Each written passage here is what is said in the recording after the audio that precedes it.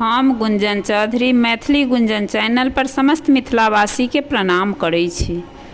आइ हम एकटा छमासा गीत लऽ कऽ उपस्थित छी। कोशिश करै छी जे गीत अहाँ सबके जरूर पसंद आयत। हो भगवान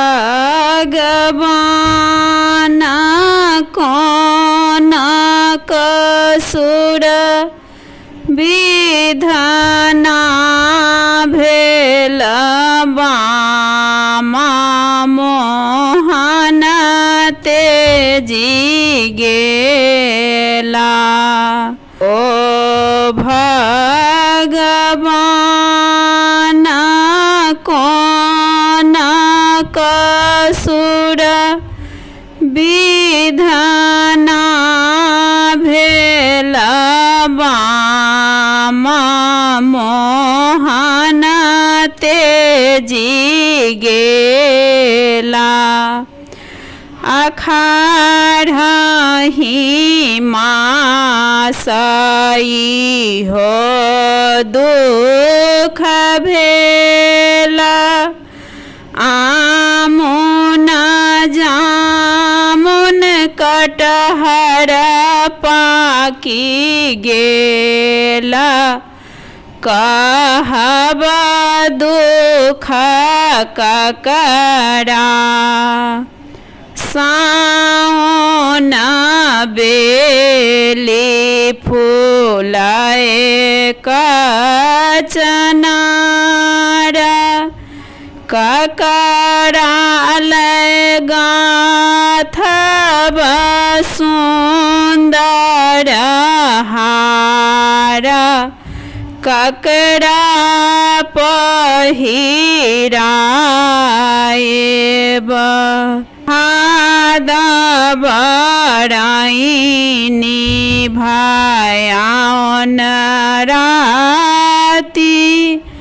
ककरा शरण धाये होए बठाढ़ा की झहराए नीरा। आसीन मास छल बीस बास। आओ ताहाय दुपति पूरत आस। कहब दुख हुनके कार्तिक कांत गेला विदेश। हमहु मरब जहर बिख खाए। जमुना जलधासी कए जाएब। अगहना खेते खेते उपजल धान।